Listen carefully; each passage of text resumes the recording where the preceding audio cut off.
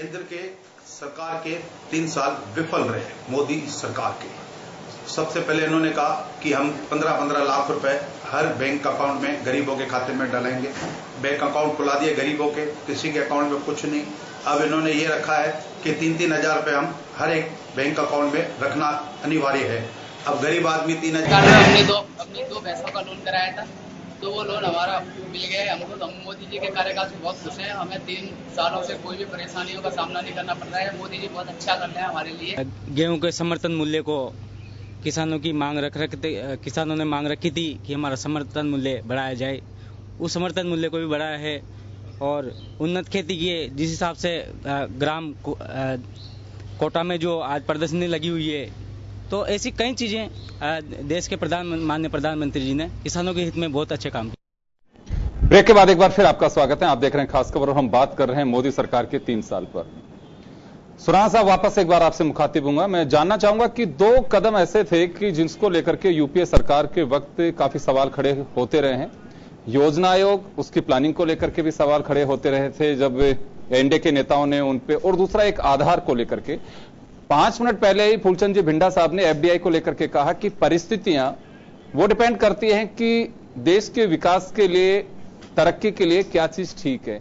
तो क्या ये माना जा सकता है कि आधार कार्ड जिसका विरोध किया जा रहा था वो अभी बिल्कुल एक ट्रांसपेरेंसी के लिए सबसे जरूरी हो गया है, और जो योजनाएं होती है महज चुनाव से पहले कुछ उसके आरोप के पीछे तस्वीर अलग होती है, और जब हम सिस्टम से जुड़ते हैं, उसकी हकीकत से जब रूबरू होते हैं तो उस पर ठप्पा भी लगाया जाता है।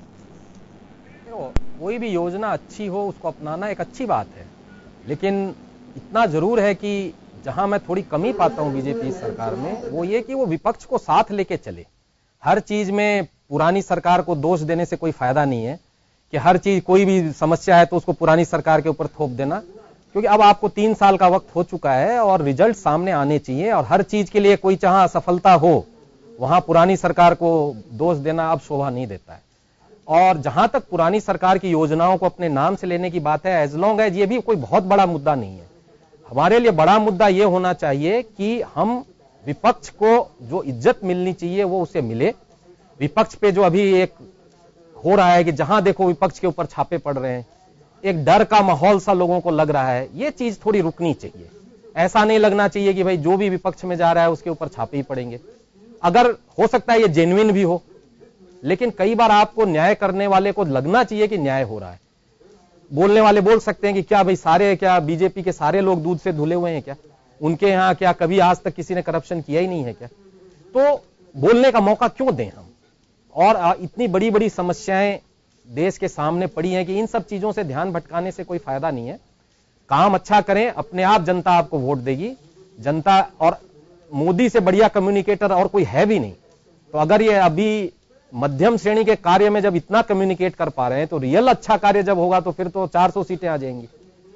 तो उनको जरूरत है कि काम पे ध्यान दें और ज्यादा बेकार की चीजों पे ध्यान नहीं देनी चाहिए। अब जहां तक करप्शन की बात है, देखिए लोकपाल बिल पास हुए 3 साल हो गए, यूपीए के एंड में शायद पास हुआ था, और अभी तक किसी न किसी बहाने से लोकपाल नियुक्त नहीं हुआ है। इस पे भी बोलने का मौका है सबको कि आप करप्शन की बात कर रहे हो, करप्शन का वॉचडॉग ही नहीं होगा तो आपका करप्शन खोलेगा कौन? तो लोकपाल की नियुक्ति में सुप्रीम कोर्ट को दखल देना पड़ा और बोलना पड़ा कि आप इसको करिए। तो उन्होंने बहाना दिया कि विपक्ष का नेता नहीं है, तो सुप्रीम कोर्ट ने कहा कि विपक्ष के नेता के बिना ही करिए, लेकिन आप करिए। लेकिन उस पर भी अभी कोई कदम नजर नहीं आ रहा है। जबकि ऐसी चीज तो ऐसी होनी चाहिए थी कि सरकार आते ही, जब आपने भ्रष्टाचार को इतना बड़ा मुद्दा बनाया था, तो आप संशोधन कर लेते कि भाई विपक्ष का नेता नहीं है तो जो सबसे बड़ी पार्टी का, जो आपने और 3-4 चीजों में किया, और जैसे कई चीजें थी जैसे सीबीआई डायरेक्टर वगैरह था जिसमें आपने संशोधन कर लिया, इसमें आपने कन्वीनियंटली नहीं किया क्योंकि ये आपके ऊपर भी देखने लग जाता। तो ये सब चीजें जो इंटेलिजेंस